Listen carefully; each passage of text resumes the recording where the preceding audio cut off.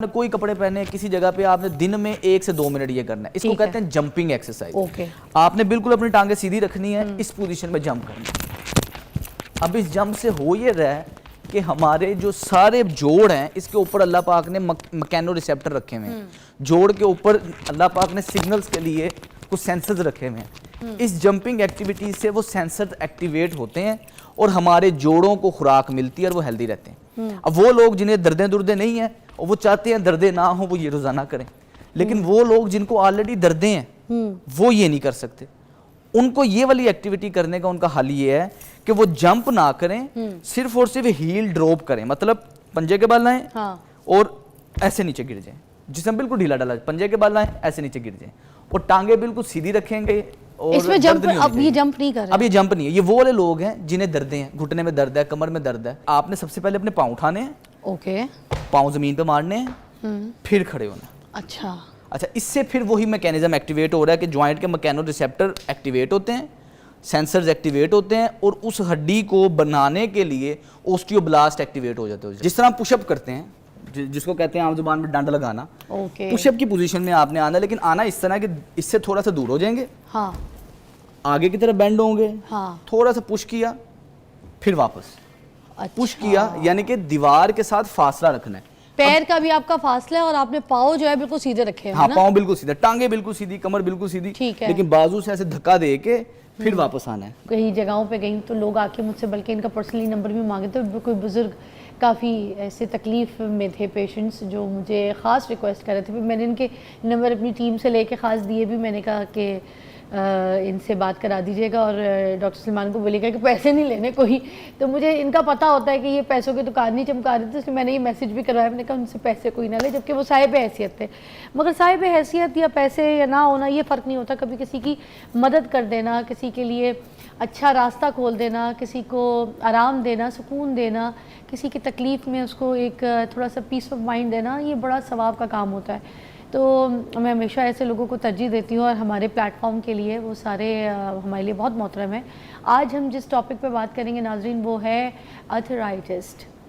جوڑوں میں جو درد آپ کو ہو جاتا ہے, یہ جو گٹے گڈے رہ جاتے ہیں عورتوں سے موسٹلی میں نے دیکھا ہے کہ چلا نہیں جاتا, بیٹھا نہیں جاتا.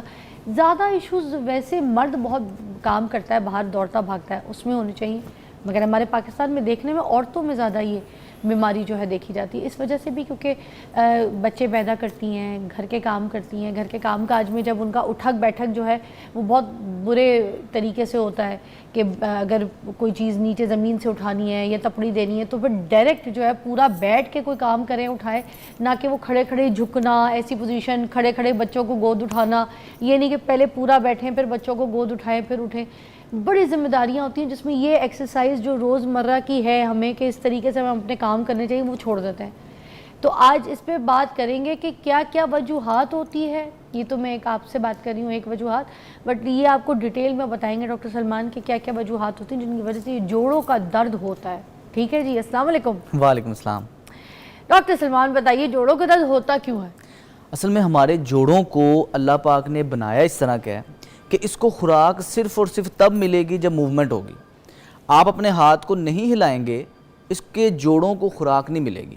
خوراک نہیں ملے گی, کمزور ہوں گے, ڈی جنریشن ہوگی, دردیں ہوں گی.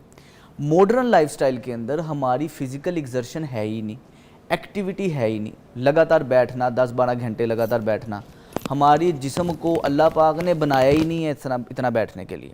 ہمیں تو بنایا موومنٹ کرنے کے لیے, حرکت کے لیے.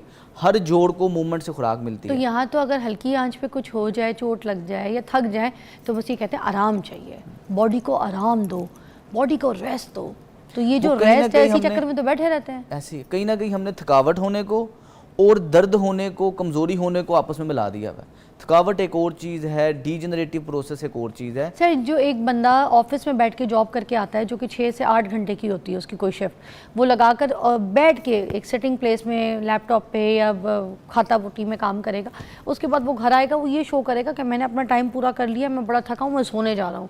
اب وہ تو بیٹھا ہوا تھا 8 گھنٹے 6 گھنٹے اپنے آفس میں, اس نے تو ایسے وہ بھاگ دوڑ والا کام ہی کوئی نہیں کیا. تو پھر یہ بھی وجوہات بنتی ہیں. یہی تو مین وجہ ہے کہ ہم بیٹھتے بہت زیادہ ہیں, ایگزرشن نہیں ہے. جن لوگوں کا کام سکرین پہ کرنے والے ہیں یا گھریلو خواتین, اکثر دیکھا جاتا ہے کہ میں تو سارا دن چلتی پھرتی رہتی ہوں, کام کاج کرتی رہتی ہوں. تو میری تو ورزش ہو گئی ہے. یہ ورزش نہیں ہے.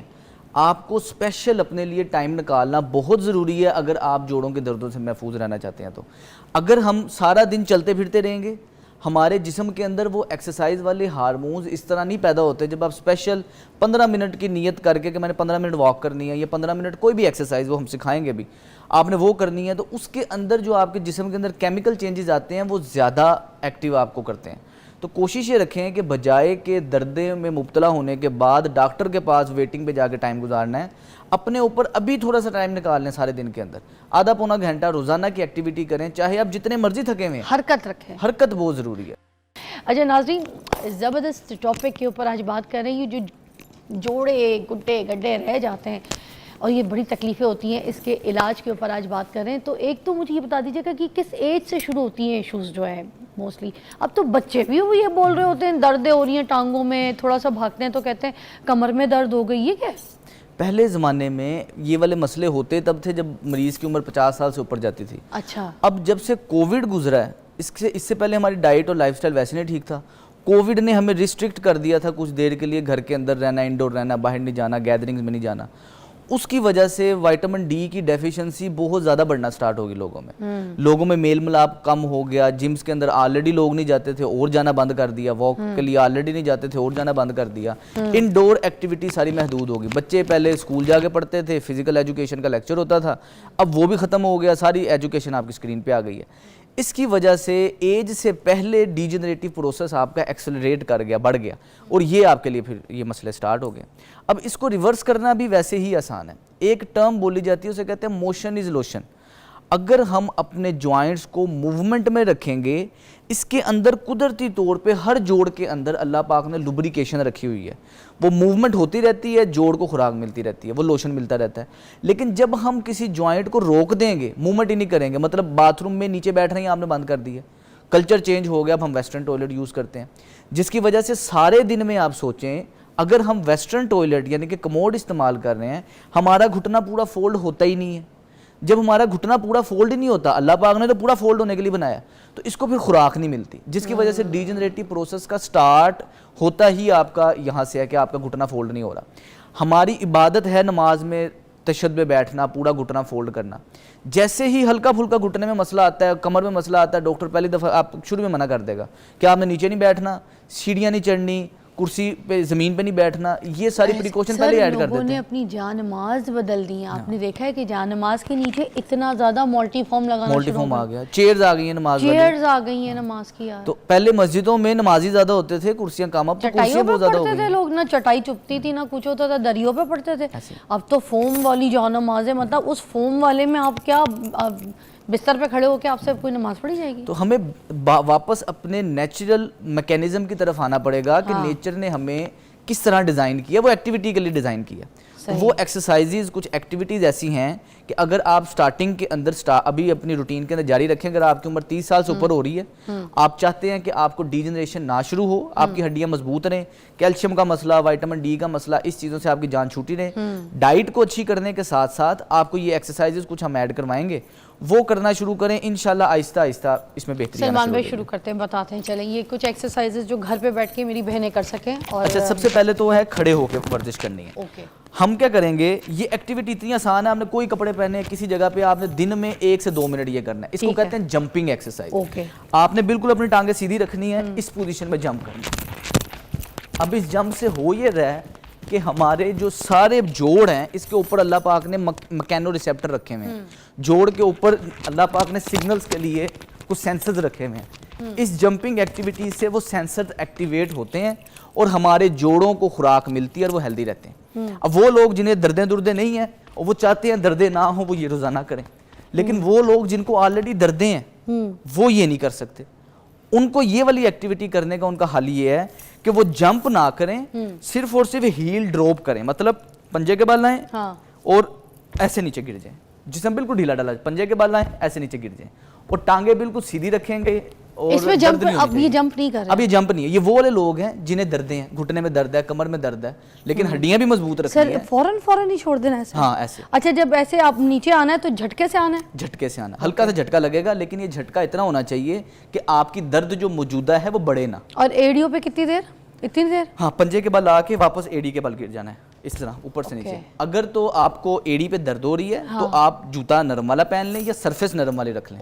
لیکن کرنا اس طرح ہلکا سا جھٹکا لگنا چاہیے. ہم چاہتے ہیں کہ جوڑ آپ کا تھوڑا سا مضبوط ہو, مکینو ریسیپٹر اس کے ایکٹیویٹ ہو. یہ گھٹنے کے پیچھے بھی جا رہا ہے پریشر, مگر یہ کرنے کے بعد جا رہا ہے, 10-5 کے بعد شروع ہوا ہے نا. اور یہ آہستہ آہستہ پہ بڑھے گا. 1 منٹ کے لیے 1 سے 2 منٹ کے لیے کرنی ہے. صبح شام کر لیں 1 منٹ کے لیے.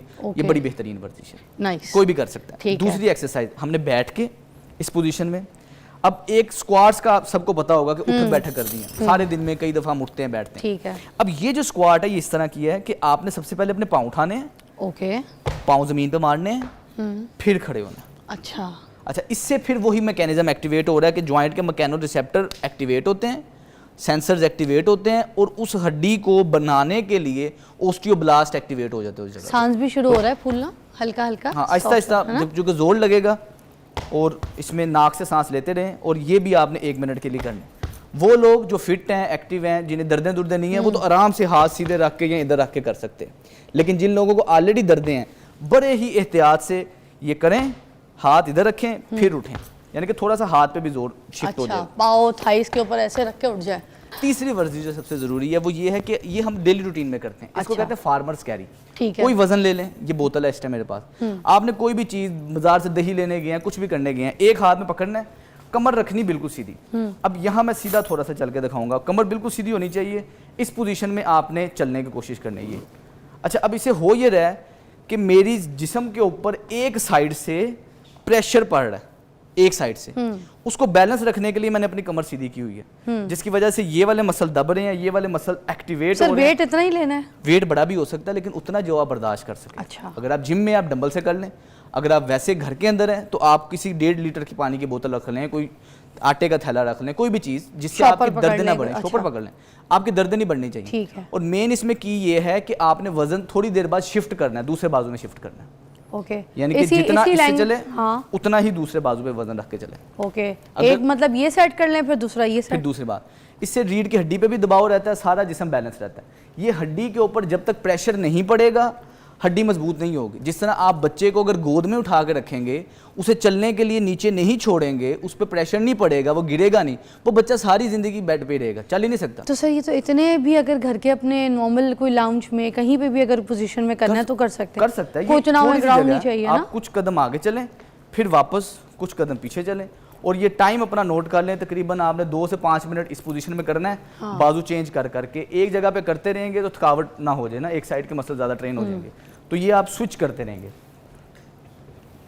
اوکے گاٹ اٹ, ٹھیک ہے. اور یہ اسٹریچ رکھنا ہے ہم نے نا, کمر سیدھی, پوسچر سیدھا رکھنے کی کوشش کرنی ہے. اوکے, یہ جگہ پیچھے ہم نے اسٹریچ, ٹھیک ہے. اور اس کے بعد ایک ایکسرسائز ہماری دیوار کے ساتھ ہوگی. ہاں آ جائیں.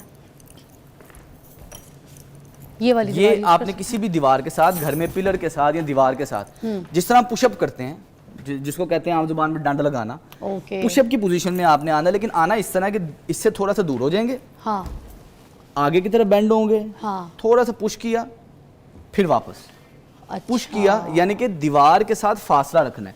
پیر کا بھی آپ کا فاصلہ ہے, اور آپ نے پاؤں جو ہے بالکل سیدھے رکھے ہیں. ہاں پاؤں بالکل سیدھے, ٹانگیں بالکل سیدھی, کمر بالکل سیدھی, لیکن بازو سے ایسے دھکا دے کے پھر واپس آنا ہے, دھکا دے کے پھر واپس آنا ہے. اس سے بھی وہی ہو رہا ہے کہ جو پاؤنڈنگ ایفیکٹ ہے. کر کے دیکھو, یہ عورتیں کر لیں گی. جی جی آرام سے, کوئی زور نہیں لگے گا اس میں. یہ گئے, یہ ہے نا. جی جی, لیکن آپ نے بازو کونیاں سیدھی رکھنی ہے پہلے.